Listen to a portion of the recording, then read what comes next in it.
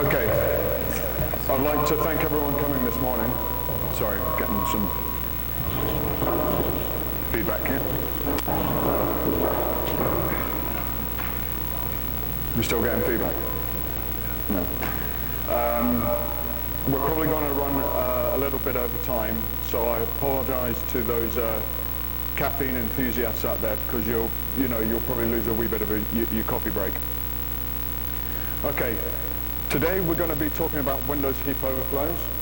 My name's David Litchfield. I work for a company called NGS Software. We're based out of the UK. So the reason behind this talk is essentially because Windows heap overflows have not been well documented.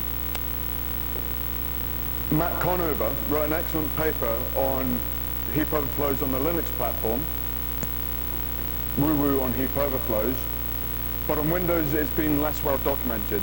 Hal Flake, one of the presenters here, I'm not sure if he's in the audience at the moment, a couple of years ago in his third generation exploits for Windows, touched on heap overflows and examined some of the more interesting things, and we'll be discussing some of those aspects later on.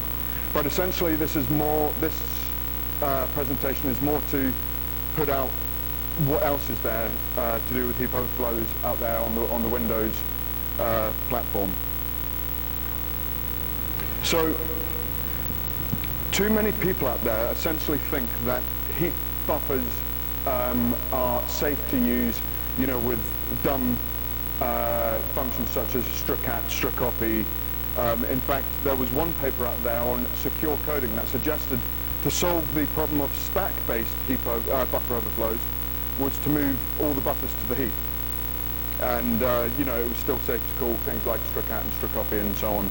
And obviously that is not the case. So what is a heap, first off? The heap is an area of memory used for storage of dynamic data. So let's think about a web server, for example.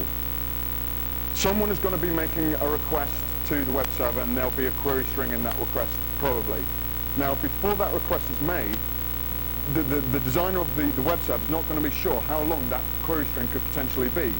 So rather than having a static size buffer stored on the stack, they'll allocate memory as and when needed, and that will come from the heap.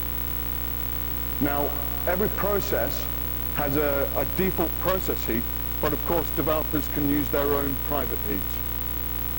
We'll be looking further at this later on. Space, when is needed, is allocated, and when it's finished with, is freed. So these are some of the Win32 function calls dealing with the heap. Global alloc, local alloc are a throwback from the Win16 days, when heaps, you had local heaps and global heaps, and for backwards compatibility they've been left in the modern Win32 API, and heap alloc is obviously the more recent one, but essentially they all forward to RTL allocate heap within ntdll.dll. Obviously, when you're freeing, you would do the opposite with global free, local free, and heap free, and so on. Now, before we can actually look at exploiting heap overflows, we have to understand the design of the heap first off.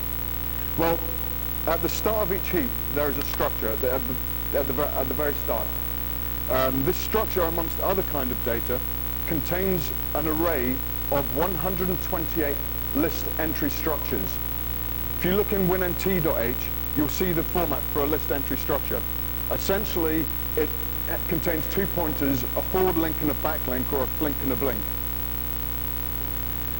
This list entry array can be found 178 bytes, that's hex by the way, 178 hex bytes into the heap structure, and for the purposes of this talk, we'll call it the free list array.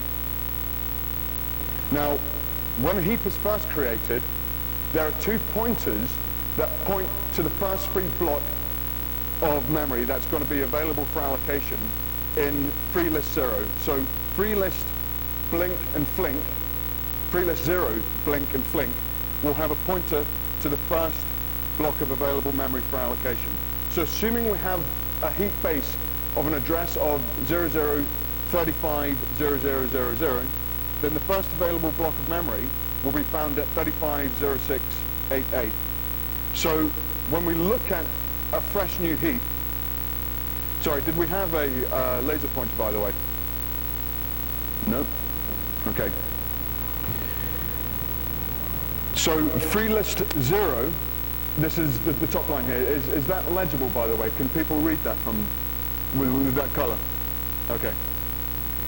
Free list 0 f-link equals 350688, and that's the first free block. Free list 0 blink is again the same, so both of those are pointing to the first available block for allocation. If we look at that address, we can find two pointers that point back to free list 0. So address 350688, we have a pointer back to, we have a pointer that points back to free list 0. Now when allocations occur, these pointers are updated accordingly. So when the first block of memory is allocated, the heap control structure that goes at the end of that will then point back into free lists, into the free list array, and so on. And as more allocations and free occur, these allocations and frees are tracked in a doubly linked list essentially. Now, so where's the problem in all of this? Well, when a heap-based buffer is overflowed, the control information is overwritten. So this stuff here, if this gets squashed, when it comes to freeing or reallocating, then the pointer updates essentially are going to be screwed. So if we take a look at the code here, this is an example of a vulnerable console app that basically suffers from a heap overflow. So here we're creating a private heap. We allocate space from that heap.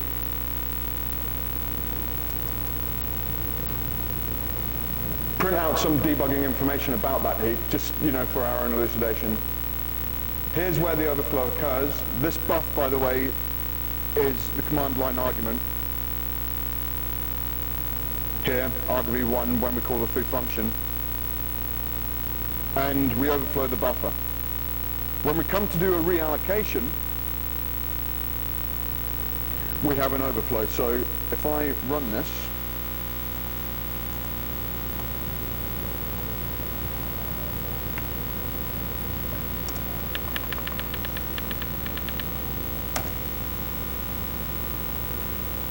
and we debug this,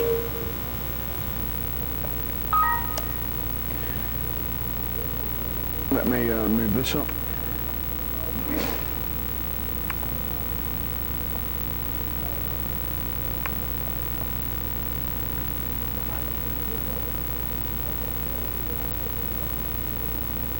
Sorry, I'm just trying to get the, where's the disassembly window?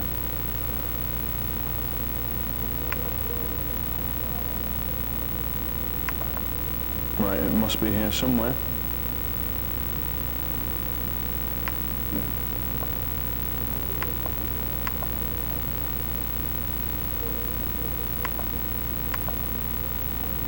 Well, whilst I'm trying to find this, here we go. Okay. This is where we're access violating. We're moving ECX into the address pointed to by EAX.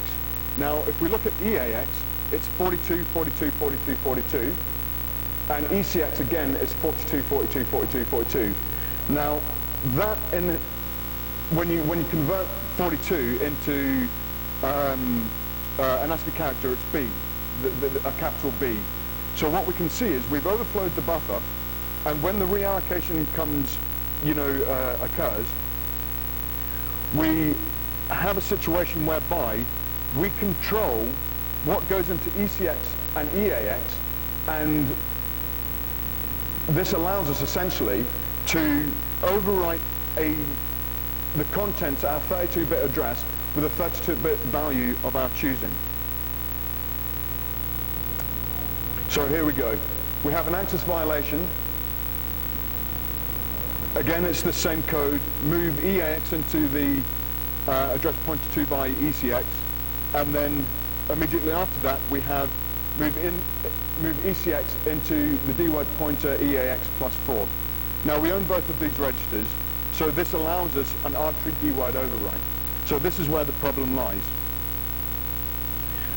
Because we have a situation whereby we can overwrite a value at any address with a value of our choosing, providing it's writable memory, of course, we could, for example, overwrite a save return address on the stack. So when the function returns where this free is all going up, we could land wherever we, so wished. That would not be the easiest way of exploiting a heap-based overflow on a Windows platform, however. Invariably what you find is an access violation will occur because you've screwed with the heap. So one of the easiest mechanisms for exploiting heap-based overflows on the Windows platform is to go after the exception handling stuff. So we'll be looking at repairing the heap, using the D-word arbitrary D-word overwrite to overwrite the unhandled exception filter, which was first put forward as a method by Halvar. Within the PEB, the process environment block, there is a function pointer which we'll be looking at. If we overwrite that with our arbitrary D-word overwrite, we can gain control. New with Windows XP and Windows 2003, we have vectored exception handling, which we can abuse as a method to gain control. And also, within the thread environment block, there's a pointer to the first exception registration structure on the stack, which again we can abuse. Again, a method put forward by Halvar, the latter one there. So, because we screwed with the heap, it's going to be corrupt, basically, after the overflow. So, before we can do anything useful, invariably we'll need to... Is that... Oh, cool. Excuse me. Before we can do anything useful, we're going to need to repair the heap. The reason being is because many Windows API functions use the default process heap, and if it's corrupt, we're going to access violate. Of course, if the heap overflow occurs in a private heap, then there isn't so much of an urgency to fix the heap. But certainly if it's in the default process heap, we need to fix it because we'll lose the process in terms of running our own exploit code. So, approaches to repairing the heap. We could do it on a per vulnerability, per exploit basis, but this is time consuming and could run into problems on, it might work against this machine, but when you do it against this machine, it then fails. So we need a generic way, basically, to look at repairing the heap, which is going to be effective for all exploits. Once it's written, we can then reuse it multiple times. So, I played around with it for a while, and the best method I could come up with repairing the heap in a generic fashion was simply to reset the heap to make it appear as if it's a fresh new heap, but you're not making it a fresh heap. You're not resetting all the pointers like in free lists in the free list array back to what they were in its original state. We're just essentially making it appear as if it's a fresh new heap. So this way, any data which is on the heap already remains intact. It's not going to be overwritten. So any function calls, for example, if you call WSA startup, that will use the default process heap and store data there. By resetting the heap to make it look as if it's a fresh new heap, we keep that data intact, but we can still go ahead and allow fresh allocations. So the way we're going to go about this, basically, is to, once we've overflowed the heap control structure, when we overflow it, we set the heap.total free size, we get that information, set the flags to 14, these are the flags in the heap control structure, by the way, and then set heap, the free lists array 0 in the heap structure, the F-link and the B-link, to start to our fake control structure. So if we look at code listing B, By the way, this, if you have access to the wireless thing and you want the code in front of you on your laptop, you should be able to get this off of the Black Hat website now. So, okay, once we've overflowed the buffer, and we'll see how we get back into, you know, back into the point where we're running arbitrary code. We have just landed basically in our buffer after a call to a dword pointer EDI plus 74. We'll come into that later on. This therefore is our pointer to the heap control structure. So we move this into EDX, and we're going to be putting some values in there basically. Some other systems, such as Windows 2000, the pointers will change. We're going to push 18 onto the stack and pop it into EBX. This way we can get a pointer to the thread environment block. Let me shift this down so you can see it better. So we move into EAX a pointer to the thread information block or the thread environment block. From there, we get a pointer to the process environment block. And from the process environment block, we get a pointer to the default process heap. Now, the heap will be of the format OX00NN0000 invariably. This may change, but for the sake of this talk, this is good enough. It's going to be a rare occasion indeed when you run into a heap with a base address not of this format. We adjust this pointer by 28 to point to the total free size dword within the heap structure. We then move into SI whatever word is pointed to by EAX. That's the total free size dword. So we now have in SI that value. We then need to write this into our heap control structure. Can you see that down the bottom, by the way? Let me move it up. We need to move SI, which is our total free size, into our heap control structure, which is obviously after our buffer. We then adjust EDX by 2 and set the previous size to 8, essentially. Set some flags and so on.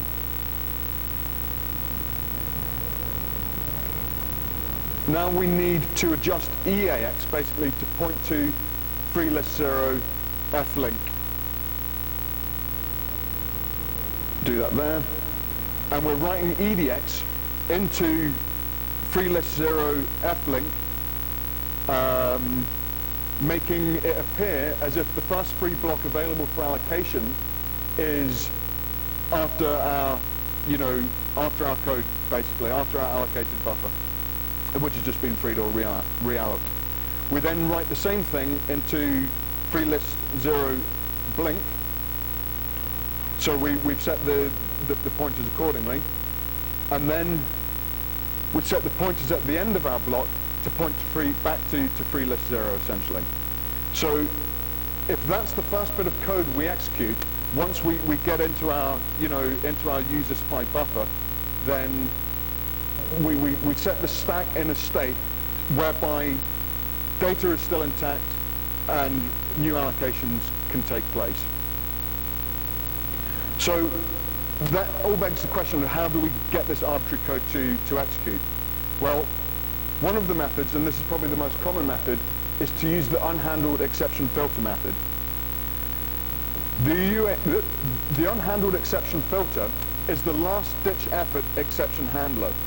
So essentially when an exception occurs, the developer can essentially code up their own exception handlers.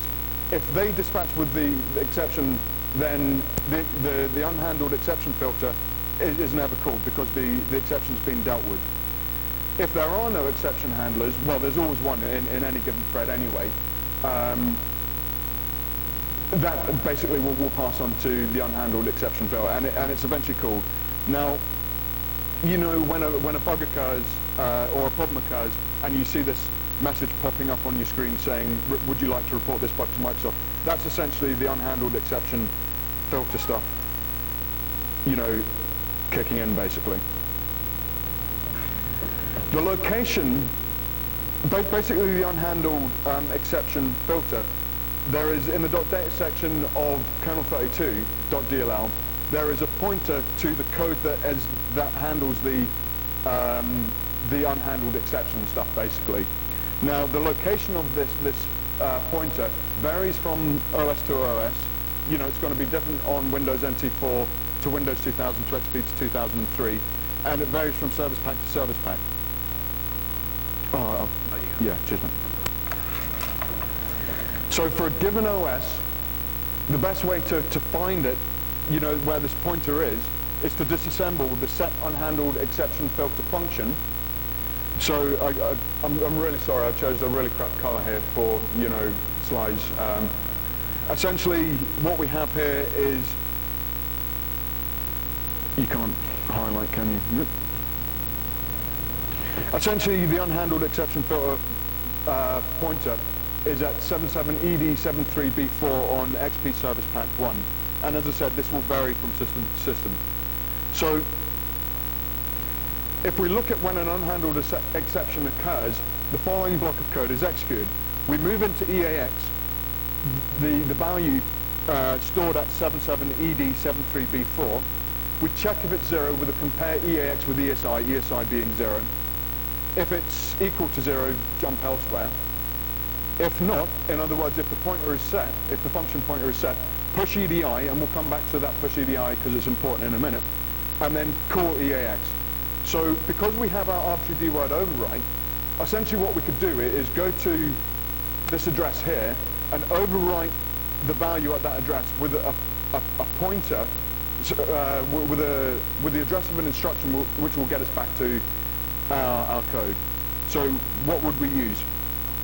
Well, remember that EDI was pushed onto the stack just before the unhandled exception filter was called. If we look at the state of the stack before that, 78 bytes past EDI, there is a pointer to the end of our buffer just before the heap management control stuff. So if we overwrite the unhandled exception filter with an address that points to a call dword pointer EDI plus OX78, then when the unhandled exception occurs, basically that's going to drop us back at the start of the end of our buffer, just before the start of the heap control management stuff, which we can then, you know, jump backwards and then do our arbitrary stuff, our arbitrary code, whatever we wish to execute. There are quite a few examples of this instruction here. We can find many in NetAPI32.dll, user32.dll, RPC, RT4.dll, for example. A couple of notes on this. On other OSs, it might not be EDI. For example, Windows 2000, we can find a useful pointer at ESI plus 4C and at EBP plus 7.4. So instead of using call dword pointer EDI plus 7.4, we would choose, for example, call dword pointer ESI plus 4C.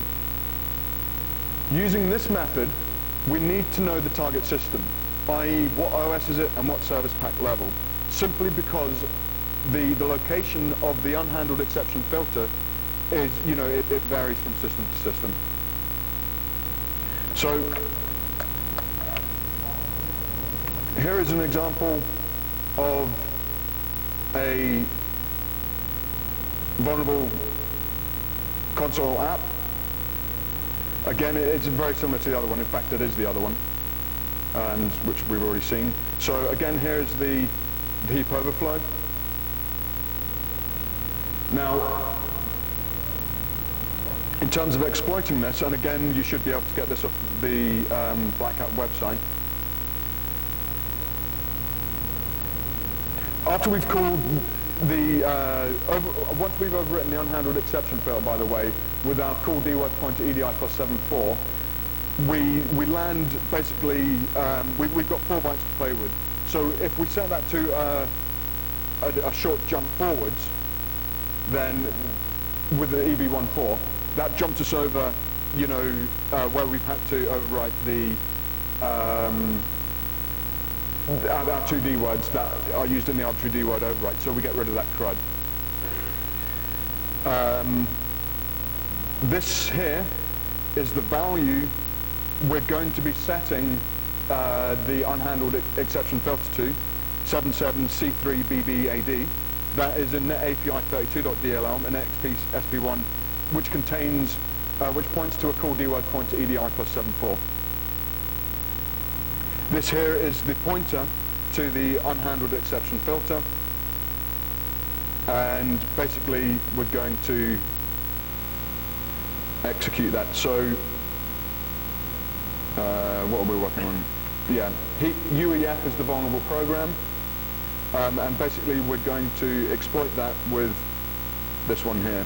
And it's basically all the exploit does is calls calc, calls system for calc. So we get calc opening. This here is we're executing the the Heap program. This is the allocation stuff. Our first available block of memory, which has been allocated, is 350688, and the address for that can be found there. So if we get rid of that. So it's quite a useful method, providing you know the location of the unhandled exception filter, which means knowing the OS and service pack level, and to a certain degree in certain cases the hotfix level as well. A new method which I don't think has been discussed before is using vectored exception handling to gain control. Vectored exception handling is new as of Windows XP. We also find it in Windows 2003 as well. Now, unlike traditional frame-based exception handling, where we have an exception registration structure stored on the stack, which is basically a linked list of, a pointer to the next exception registration structure and a pointer to the actual handler itself, information about vectored exception handlers are stored in the heap. A pointer to the first vectored exception handler, it's a tongue twister, is stored at 77FC3210. This points to our top level vectored exception node. Here's the structure. Basically, we have a pointer to the next node, a pointer to the previous node, and a pointer to the actual handler itself. Now, the good thing about vectored exception handlers are they're called before any frame-based handlers, and and consequently before the unhandled exception filter as well.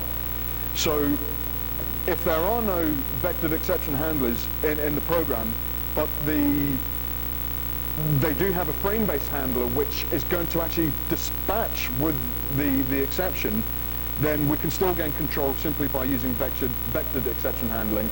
And even if they have registered their own vectored exception handlers, by replacing the pointer at 77FC3210, ours is going to be the first to execute. So essentially what we're going to do is overwrite the pointer to the first vectored exception node here with a pointer to our own fake vectored exception node.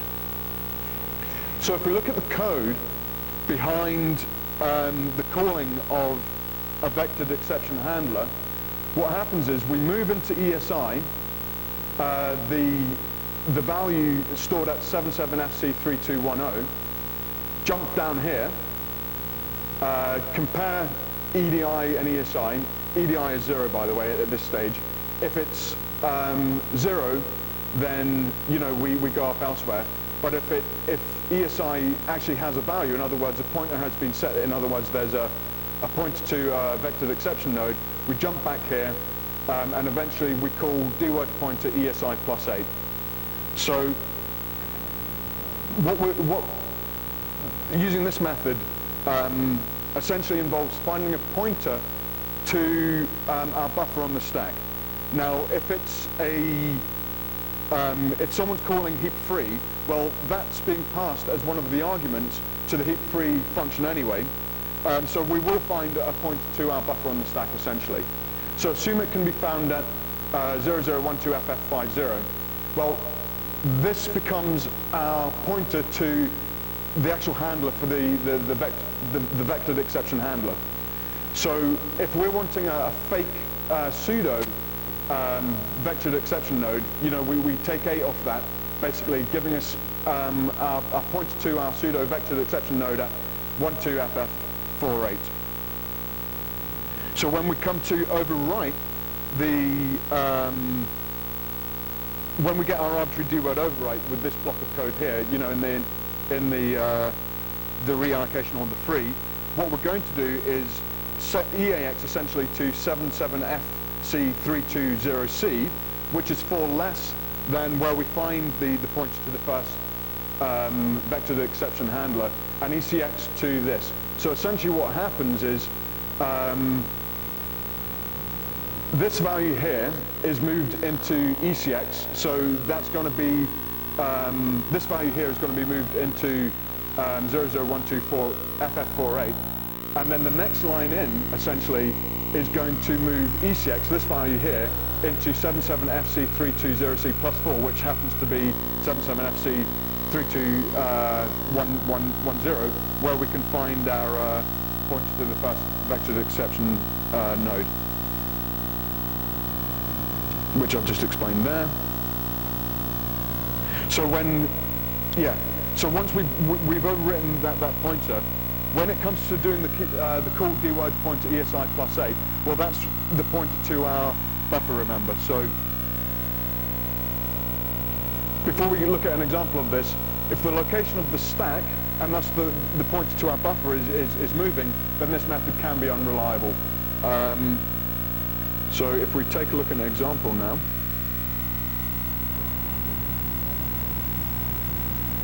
so again, it's pretty much the same heap overflow. As it happens, we've got a frame-based handler in there, which is somewhat irrelevant. It's more to the point to show that the vectored exception handler kicks in first before the frame-based handler. And this here is the code listing F is the exploit to demonstrate that. So the core of it is here. 77FC3210 contains the pointer to our first vectored exception structure. But remember, we're doing it the other way around. We're subtracting from it, and it's going to go in afterwards. And then our buffer, our pointer to our buffer can be found at address 0012FF48. Well, actually 50 rather. But because we want it to point to our pseudo vectored exception node instead, we don't want to be overwriting the pointer to our buffer, so we have to drop it 8 back. So let's give it a whirl. So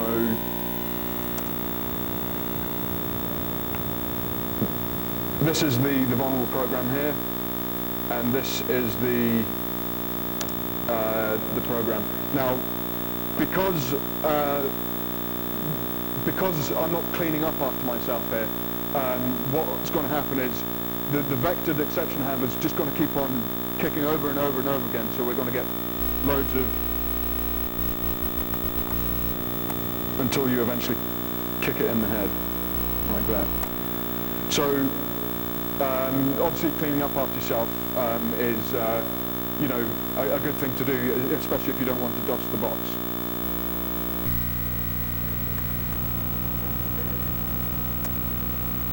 Okay, another way of exploiting heap-based overflows on the Windows platform, within the process environment block, there is a pointer to RTL enter critical section. Now, each process contains a structure known as the process environment block, or PEB for short. The PEB can be referenced from the thread environment block, which we can use FS0 basically, has a pointer to the TEB. So we get a pointer to the PEB basically by moving into EAX d-word pointer FS030, which is the base address of the thread environment block itself, and from there we plus 18 we get the process environment block. Well, as well as containing process specific data, the PEB contains a couple of pointers. RTL enter critical section and RTL leave critical section. Now these pointers are actually referenced from RTL acquire PEB lock and RTL release PEB lock. RTL acquire PEB lock is actually called from exit process, for example. That's not strictly speaking the case, because exit process calls LDR unload DLL, which actually calls RTL acquire PEB lock. But one of the exit paths, one of the common paths we'll see is from exit process. So we'll see these pointers being referenced when you call exit process. So in those cases where someone set up an exception handler, for example, that just calls exit process, we can abuse this method quite comfortably to do this, to gain control. Now, one of the good methods, one of the good points about this method is the location of the PEB is stable across Windows NT 4, 2000 and XP, and thus the pointer to RTL critical section can be found at the same address within the PEB, and it happens to be 7FFDF020. Whilst the PEB can be found at the same address in Windows 2003, we no longer have these pointers in Windows 2003, so this method won't work on a Win2K3 box. So the method simply involves overwriting the pointer to RTL enter critical section in the PEB with the address of an instruction that will return us to our buffer. So if we look at code listing G, this one here has an exception handler which calls exit process there, on the event of an exception occurring. Here again is our overflow, which is triggered with this allocation here. And this here is an exploit for it. Crucial thing here, this is where we can find our pointer to the pointer to RTL enter critical section in the PEB -4. Again, we're doing it the other way around, so when it comes to move into DWORD pointer ECX +4, we have 4 to the 1C, and that brings us up to our 20. Obviously, if there's a 20 in hex, in ASCII rather, is a space. So by doing it this way around, we avoid the problem of having a space and messing around with arguments and so on. And then let's fire it off. This here is the one, Heap PEB is the one being executed, and this here is the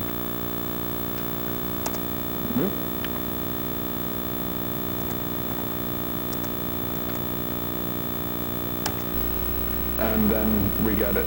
So as you can see, we're actually, if I get rid of that for a minute, we're actually in the exception handler. Exit process is being called, but in the process of calling exit process, well, that calls LDR unload DLL, which references the pointer to RTL into critical section, which we own. So we call an arbitrary address essentially. So that's that one. Now, another method is using the pointer to the frame, the first frame-based exception handler within the thread environment block. This again was this method was put forward by Halvar in his third generation exploits for Windows a wee while ago. So essentially, each thread environment block contains a pointer to the first frame-based exception handler. The first thread in any process has a TEB with a base address of 7FFDE000, and each new thread is assigned an address growing towards address 0. But when threads are created and exit, then essentially what happens is a space for a TEB which has just been sort of essentially freed up will be reused. So we can't guarantee the location of a given TEB for a given thread. This can lead obviously to a messy TEB table, and can make this method uncertain, especially in processes where there are, multiple threads. In a single-threaded situation, then it's completely reliable. So essentially what is going to go on here is the method involves simply overwriting the pointer to the first exception, the first frame-based exception handler in the thread environment block with an address that points to an instruction that will get us back to our buffer. Okay. Other ways of exploiting heap overflows to execute arbitrary code. In a way similar to returning to libc style attacks with stack overflows, you're not necessarily, it's an arbitrary code exploit essentially, because you're running arbitrary commands to a certain degree, but you can use a return to libc attack to defeat non-executable stacks. In the same way, if we have a heap which is non-executable, we can use pointer subversion to gain control and run arbitrary code essentially. So, assuming we have a process with a heap which is marked as non-executable, we can use pointer subversion to do this. Now, an example of this can be found in the fault reporting functionality of the unhandled exception filter function. So, when a process is on the way out, it's dying because of, the process access violated. Code within the unhandled exception filter may be called. Now, if we look at the code behind this, the fault reporting code calls get system directory W, to which you essentially pass that buffer, and the buffer, is filled with a pointer to like C:\Windows /system32. To this buffer, faultrep.dll is concatenated, and this library is then loaded, and the report fault function is called.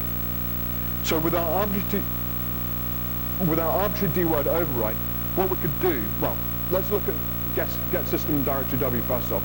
This essentially references a pointer in the .data section of kernel32.dll that points to a wide character string to where the Windows system directory can be found, and this pointer can be located at 77ED73BC. So on the heap overflow, if it's Unicode in nature, essentially what we could attempt to do is this actually requires two buffers in this respect. First off, we need a Unicode buffer that points to our where we're going to fill. We're going to fill with our own fake Windows System 32 directory. It could even be a UNC path. And when we get the heap overflow, we're essentially going to overwrite the pointer that can be located here with a pointer to our fake Windows System 32 directory. So when get system directory W is called, it's going to get our Windows System 32 directory where we stick in our own faultrep.dll, export our own function report fault. So when the unhandled exception filter function is called, we can execute arbitrary code. And as I said, this will work over a UNC path as well.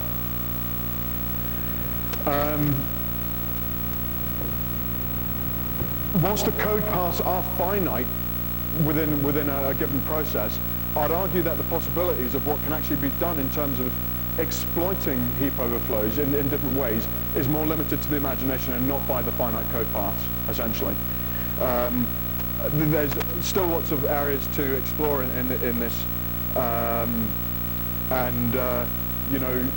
new things are coming out all the time, essentially. New methods to exploit heap overflows.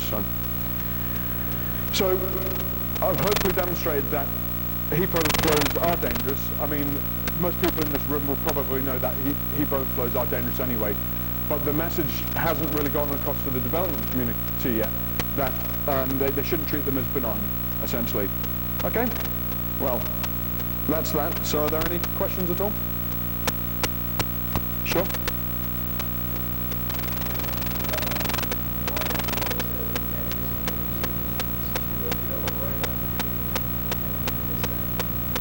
Sorry, could you say that again?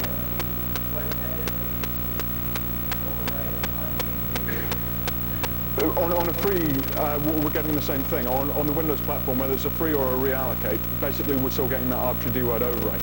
So no, it happens at different locations in code, and it all depends on whether the two things you're providing are, both writable or not, because then you end up access violating in other places and stuff like that. But essentially, the free and the realloc kind of thing do happen in different locations, but we're still getting this arbitrary D-word overwrite. So for the most part, it's somewhat irrelevant, or that's in my experience anyway.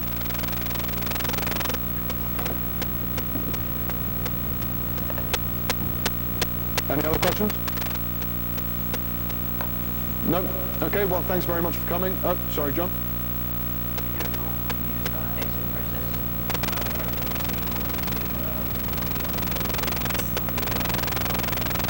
Well, anything which calls LDR unload DLL, because that's really the function that's calling RTL acquire PEB log. So anything which, free library, for example, will call LDR unload library. So there will be other things, but exit process is a common example for an exception handler. So what the point I was demonstrating was that even if someone's calling exit process, we can still gain control, and abuse that functionality. Cool. Well, thanks very much, everybody, for coming, and enjoy the rest of the show.